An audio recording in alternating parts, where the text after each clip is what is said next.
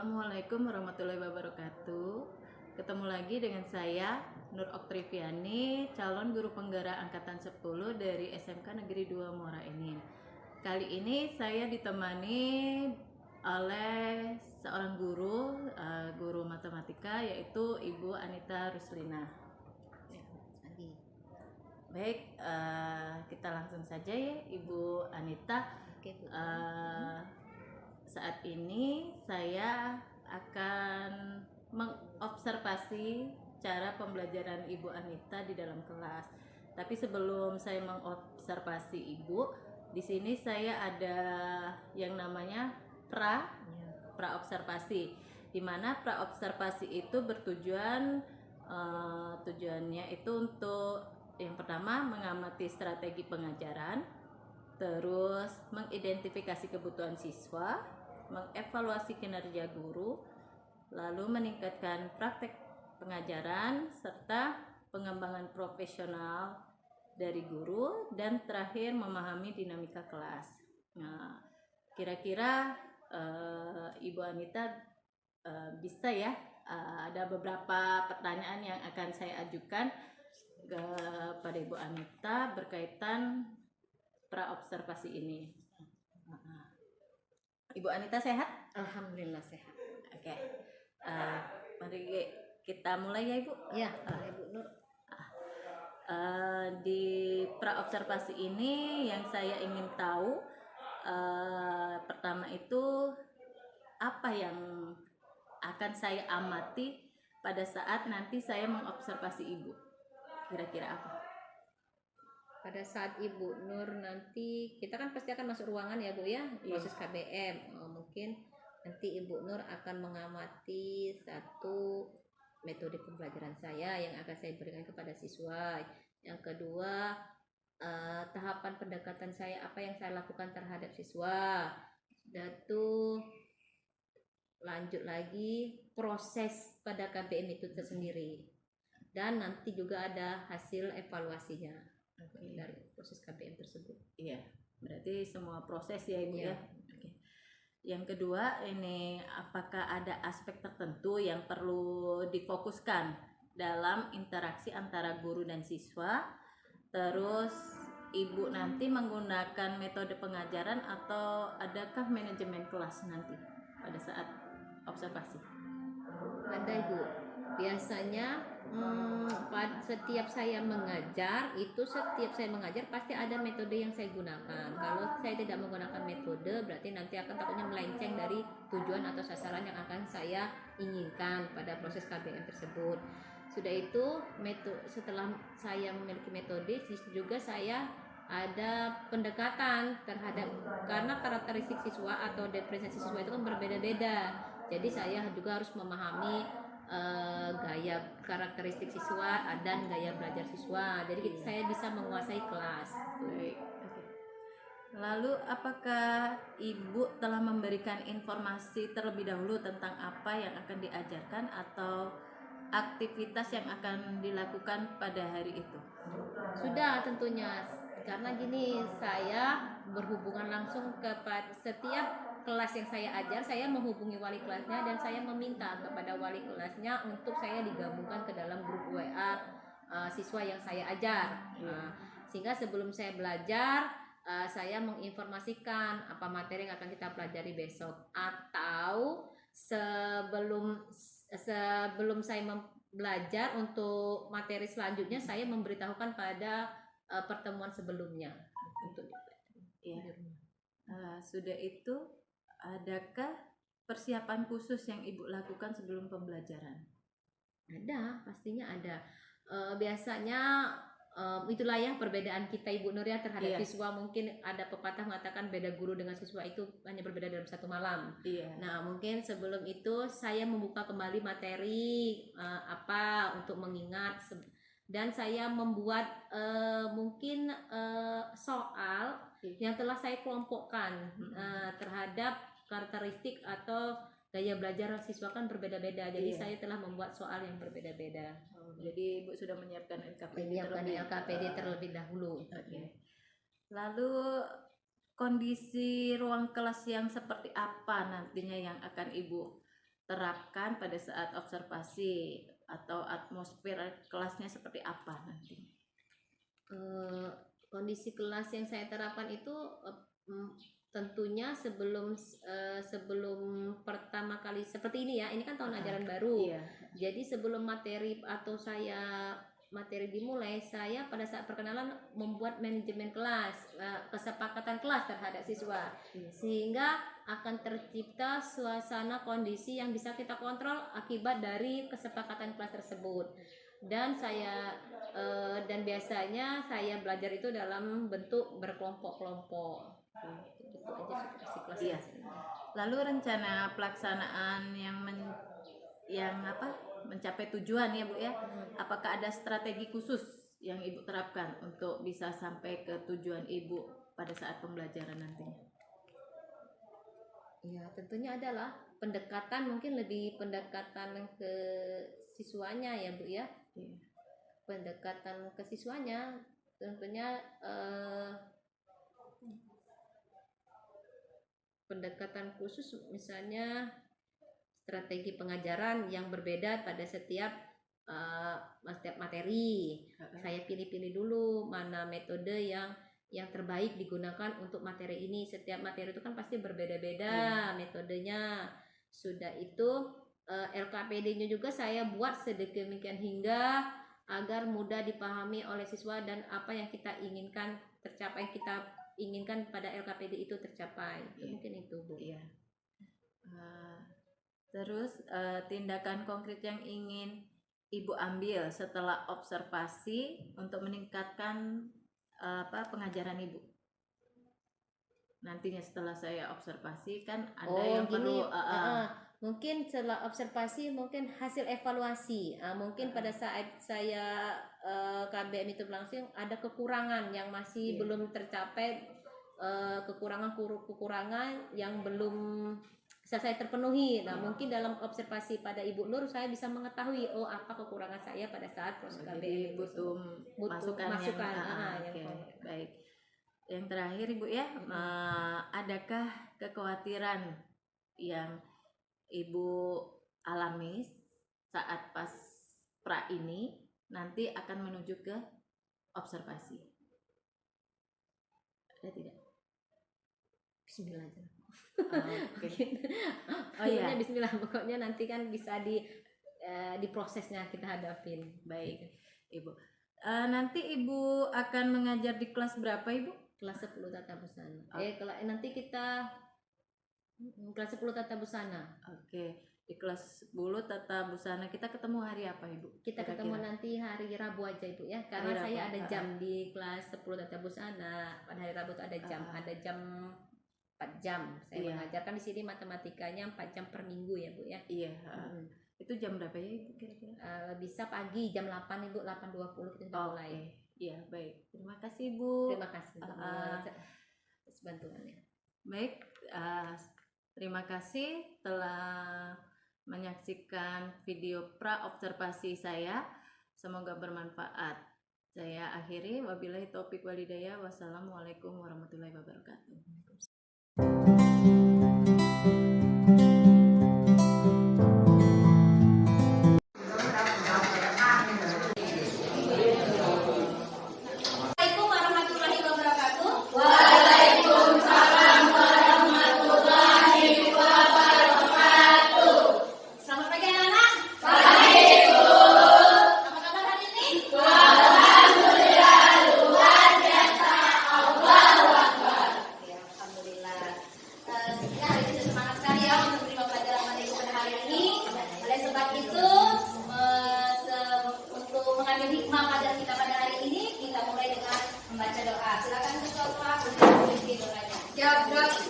Sebelum kita mulai, marilah kita baca doa Jumat.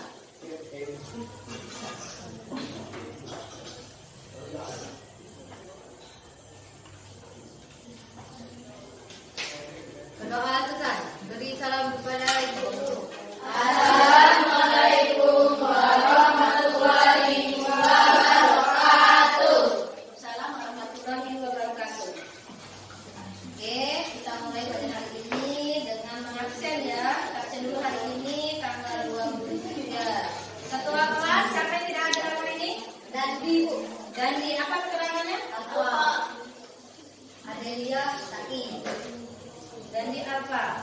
Nah, kanan. Adelia Sakti. Ada lagi? Dan lihat ya, pelajaran kita pada hari ini yaitu melanjutkan materi yang kemarin. Kemarin sudah tentang perbandingan trigonometri. Hari ini kita melanjutkan tentang perbandingan trigonometri untuk sudut-sudut yang berelasi. Kemarin kan pertanyaan Ibu, di kuadran keberapa nilai sinus, cos, dan tangen bernilai positif? Satu. Oke, satu. Kelompok satu. Kuadran pertama. Kelompok dua. Oke, kelompok empat. Oke, kuadran pertama. Kelompok dua. Kuadran pertama. Kelompok lima. Kuadran pertama. Berarti selanjutnya akan Ibu beri pertanyaan diagnostik yaitu tentang pada kuadran keberapa nilai sin bernilai negatif. Di bahan aja Ibu berikan. Ada yang bisa menjawab? Pada kuadran keberapa nilai sinus bernilai negatif? Ketiga. Kuadran berapa? Kuadran tiga. Bernilai negatif. Nilai sin yang bernilai negatif. Tiga. Berapa? Kelompok satu? Tiga dan empat. Kelompok dua? Oke. Kelompok tiga? Oh, dua dan tiga. Benar? Dua dan tiga. Penjelasan di bahan aja. Oke, dua dan tiga. Kelompok empat? Nilai sin berapa? Yang bernilai negatif? Kuadran dua. Kuadran ketiga. Oke. Kelompok lima? Tuh. Tujuan pembelajaran kita hari ini Ibu harapkan kalian semua dapat satu, mengidentifikasi trigonometri di berbagai kuadran. Yang kedua, menentukan nilai rasio trigonometri untuk sudut-sudut di berbagai kuadran. Yang ketiga, mengidentifikasikan perbandingan trigonometri untuk sudut negatif. Yang keempat, menjelaskan dalam masalah konseptual. Konseptual itu adalah kehidupan, contoh kehidupan sehari-hari. Oke, lanjut. Nah, adapun desain pembelajaran pada hari ini menggunakan metode PBL, problem based learning. Problem based learning itu ada 4 sintak yang harus kita lalu, ada 5 sintak yang harus kita lalui. Yang pertama, sintak pertama, Ibu akan memberikan orientasi masalah kepada kalian. Yang kedua, kalian dibentuk menjadi kelompok-kelompok. Sintak ketiga, membimbing kelompok untuk berdiskusi. Sintak keempat, menyajikan kalian menjadi dapat menyajikan hasil diskusi. Sintak yang kelima, menganalisis dan mengevaluasi proses penyelesaian masalah. Oke, jadi kita akan hari ini akan melalui sintak itu semua. Ya, adalah pada hari ini capai metode PBL itu capai. Oke, lanjut ya. Nih, ini pertanyaan buat kali, pertanyaan tematik Ibu kaji ya. Sudah bisa dijawab. Kuadran ke. Oke, sekarang kita sudah tahu alur kita pada hari ini, kita masuk ke sintak pertama. Sintak pertama, Ibu memberikan orientasi permasalahan pada peserta didik. Nah, itu bisa kalian lihat di PPT itu atau bisa kalian lihat di LKPD. Ibu bagikan LKPD dulu ya.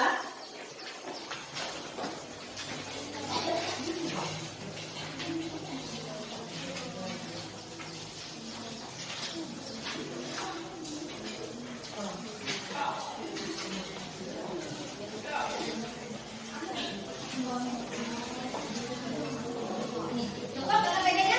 Oke, di LKPD ini permasalahan pertama. Coba semuanya buka LKPD-nya di permasalahan pertama. Oke, permasalahan pertama kalian bisa buka LKPD. Di sini ada tabel nilai perbandingan trigonometri untuk nilai sinus, kosinus, dan tangen. Ada kuadran 1, 2, 3, dan 4.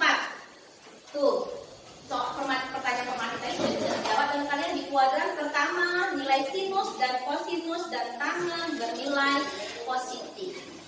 Nah, itu ada yang kosongnya di sini ya? Ada yang kosong. Sinus di sini belum ada nilainya di kuadran kedua. Sinus di sini belum ada di kuadran ketiga nilainya di kuadran keempat. Kosinus di kuadran kedua ada 4, tangan di kuadran kedua dan 3. Nah, nanti bisa menjawab soal diagnostik yang kita tadi ya, kalau sudah mengerti ini. Oke.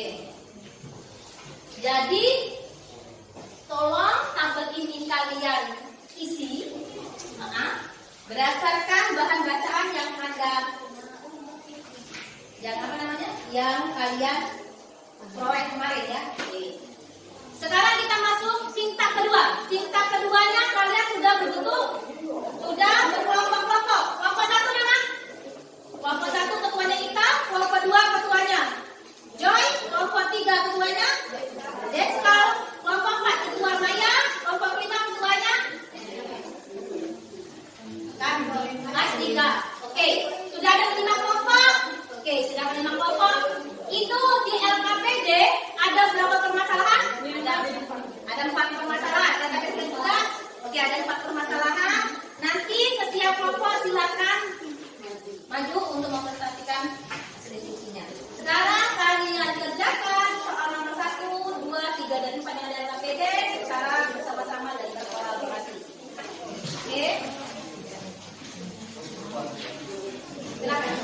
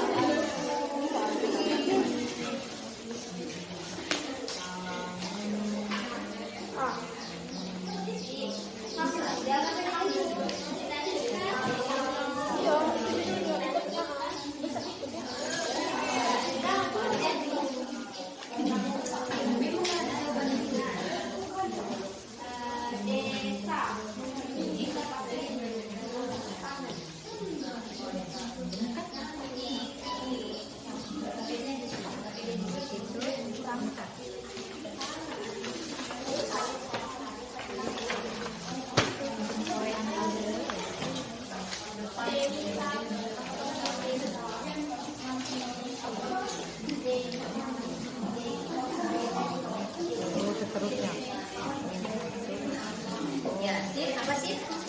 Sih desa. Desa artinya depan samping ya.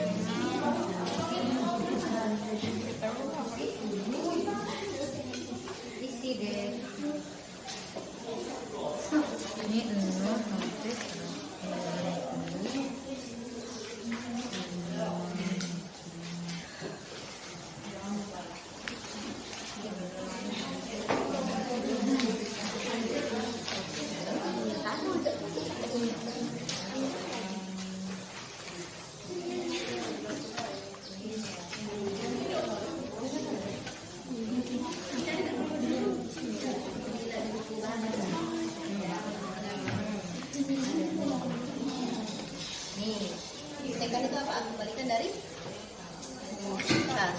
Kebalikan dari kos. Per.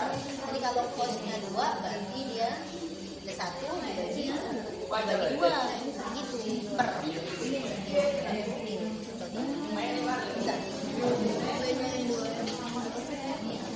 Itu sekan. Nah, coba cari sekan. Iya. Sekan.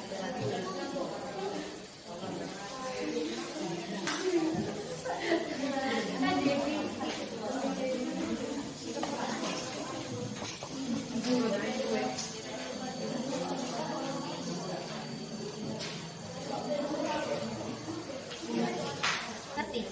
Bisa bayangin enggak? Kan dia nyikunya di sini kan? Dia sikunya.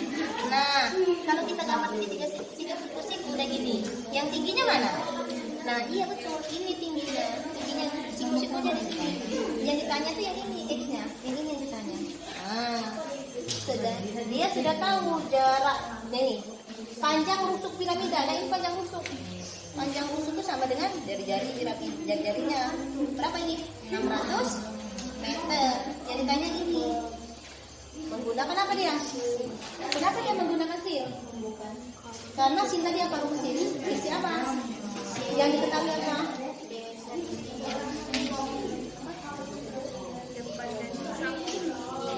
Nah ini rusuk. Ini namanya rusuk. Ini satu rusuk. Ini namanya rusuk. 1, 2, 3. Piramida itu hampir kayak sini ya, kayak persegi ya, sama ya isinya ya, sama semua ya. Nah di sana lagi kan di luar sana ya. Nah ini rusuknya berapa? 600 meter. Oke, 600 meter. Berarti dari sini ke sini 600 meter. Dia bertanya tingginya. Kenapa dia pakai sin? Karena yang diketahui sini itu apa sin? Sisi apa tadi? Depan, permiring, geni. Ya kan? Nah ini miringnya yang paling panjang. Ini kan ini rusuk bukan? Ini rusuk bukan? Ini rusuk bukan? Ya rusuknya. Oke, sebelum kita lanjut ke cinta keempat, kita ya breathing supaya semangat untuk kita bubuk maju ke depan. Madep kiri. Ayo, madep sini, madep sini. Ada sini ya. Warna biru.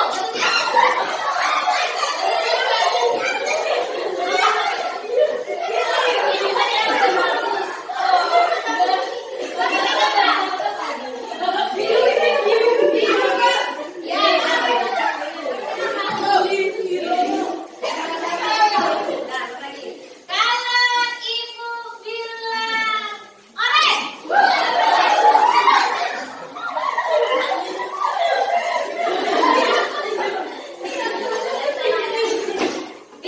Bilang lagi biru.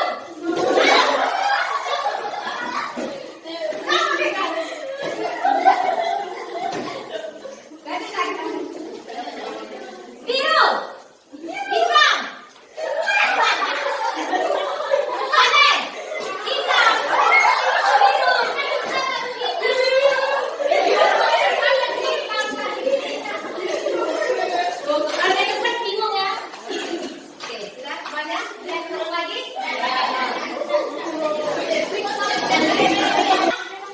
Kita masuk cerita keempat untuk mempresentasikan hasil diskusi. Dalam KPD 1, siapa yang akan menjawab? Bagaimana? Nomor berapa? Sepertinya ada KPD 1 akan dijawab dengan kelompok 1. Silakan maju kelompok 1.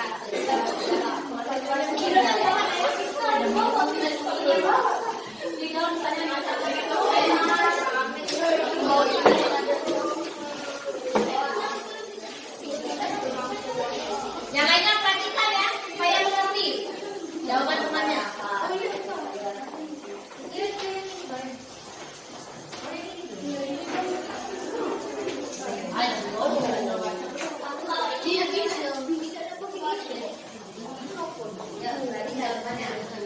Ada di sini kan ya, ada temannya.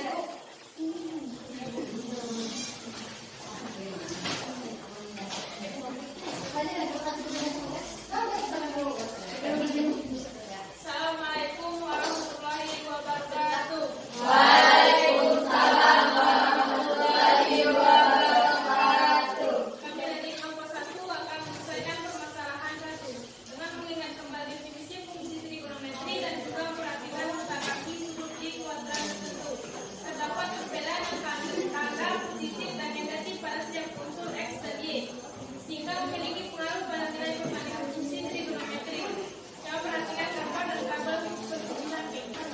Assalamualaikum warahmatullahi wabarakatuh. Waalaikumsalam warahmatullahi wabarakatuh. Hasilnya yang kedua ini dijelaskan nilai trigonometri.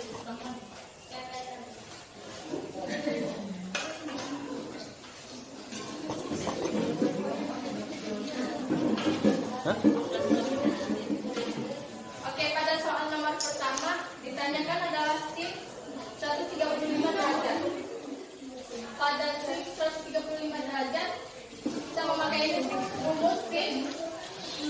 90 ditambah alfa sama dengan cos alfa. Sin 90 ditambah 45. Kenapa 45? Karena 90 ditambah 45 hasilnya adalah 135 derajat. 90 tambah 45 sama dengan cos 45 sama dengan 1/2 akar 2. Pada pertanyaan yang ke B adalah cos 210 derajat. Cos 270 dikurang alfa sama dengan min sin alfa. Cos 270 dikurang 60. Kenapa 60? Karena 270 dikurang 60 hasilnya adalah 210. Sama dengan min 9 sin 60 sama dengan min 1/2 akar 3. Pada pertanyaan ketiga C ditanyakan tan 315 derajat. Tan 270 ditambah alfa sama dengan min kotan alfa. Kotangan apa? Kotangan apa nih? Ya, kotangan.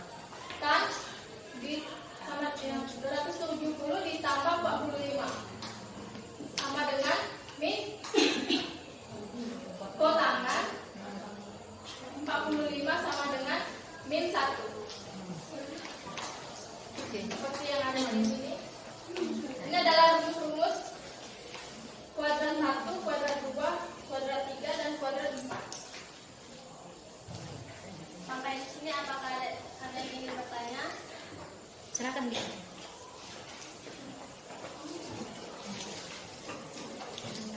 Untuk rumus kuadrat 2 itu bisa pakai rumus sin yang 180 derajat.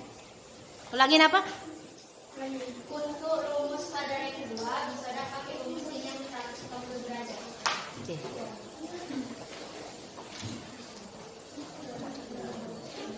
Oke, saya akan menjawab pertanyaan dari Maya.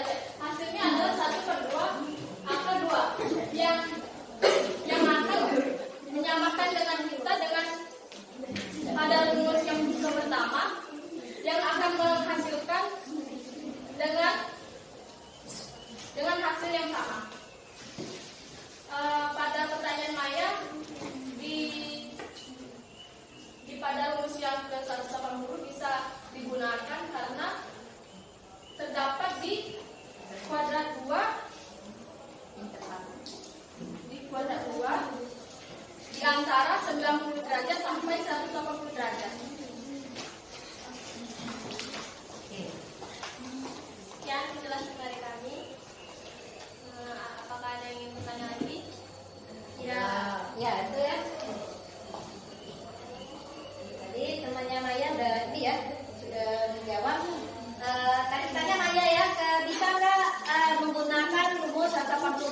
bisa. Karena gambar kuadrat. Oke, ini ya.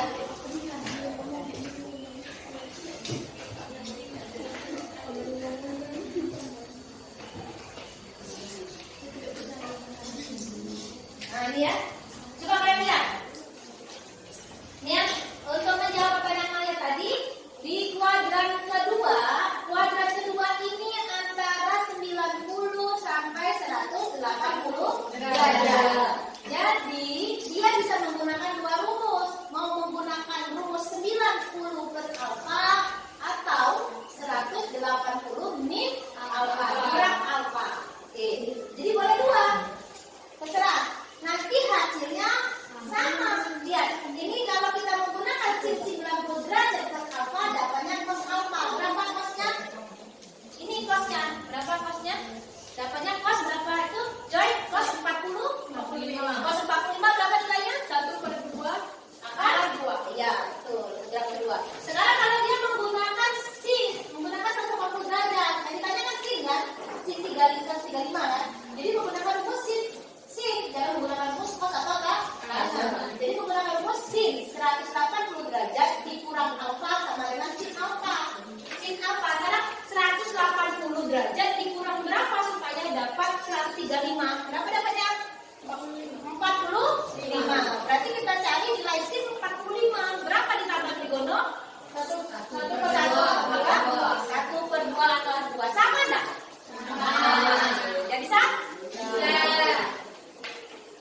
Sekian penjelasan dari kami akhiri. Wassalamualaikum warahmatullahi wabarakatuh. Waalaikumsalam warahmatullahi wabarakatuh. Ibu masuk sintak kelima. Sintak kelima tadi apa Ibu? Mengevaluasi penyelesaian masalah. Bersama-sama kita mengambil kesimpulan. Oke. Jadi kesimpulan pada kita kali ini kan kita membahas trigonometri berbagai kuadran. Nah inilah tabelnya yang harus kalian pahami. Gambar trigono di berbagai kuadran. Kuadran 1, 2, 3, dan 4. Dan tadi ada lagi untuk di sudut apa? Di negatif ya?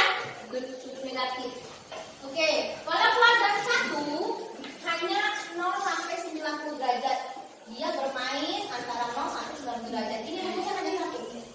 Ini kesimpulan kita pada hari ini. Jadi ini sinnya, cosnya, dan tangannya rumusnya. Kalau dia di kuadran kedua, untuk mencari nilai perbandingan trigono di kuadran kedua ada dua rumus. Karena dia intervalnya di sini 60 derajat sampai 180 derajat. Oke, kalau dia di kuadran ketiga, dia intervalnya 180 derajat sampai 270 derajat. Jadi dia bisa pakai 180 plus alfa atau 270 ya dikurang alfa, 70 derajat dikurang alfa. Nah ini sama, kalau di kuadran keempat habis dia sama seperti kuadran ke-1. Bisa dia 270 sama 300. Kalau 300 dikurang, bisa ada nggak rumusnya 360 dikurang? Di buku baru ada coba lihat. Ada nggak di kuadran keempat ini bisa menggunakan 270? Ada. Bisa dia.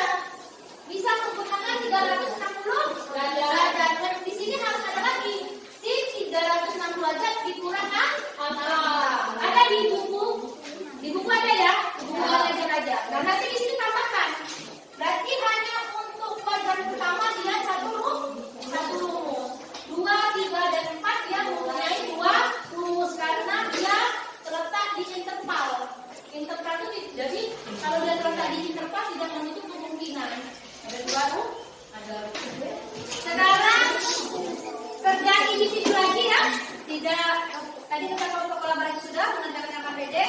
Sekarang kita kembali ke individu walaupun kalian berkelompok tapi tugasnya individu. Silakan kalian buka HP Anda untuk mengerjakan soal evaluasi yang Ibu kirim di Google Form di grup kelompok kita. Silakan. Ibu kasih waktu itu cuma 2 soal ya. Cukup 5 menit. 5 menit atau 7 menit. Untuk percaya belum dan nggak ada tetap mahal. Silakan kalian buka Google Drive-nya. Kita sekarang masuk ke penutup pelajaran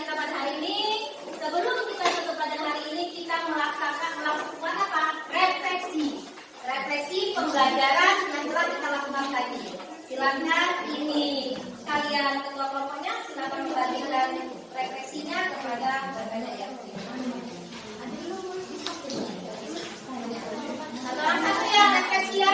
Refleksi tentang pembelajaran kita pada hari ini. Silakan tulis alasannya. Kepada wajib 5 menit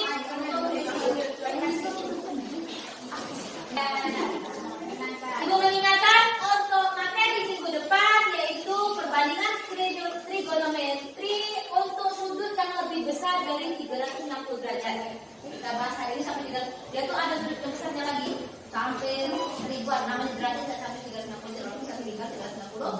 derajat. Lebih besar dari 300 untuk kalian pelajari di rumah. Oke, kita tutup pelajaran kita pada hari ini dengan membaca doa bersama-sama. Yuk, ya, grafik. Sebelum kita baca doa dengan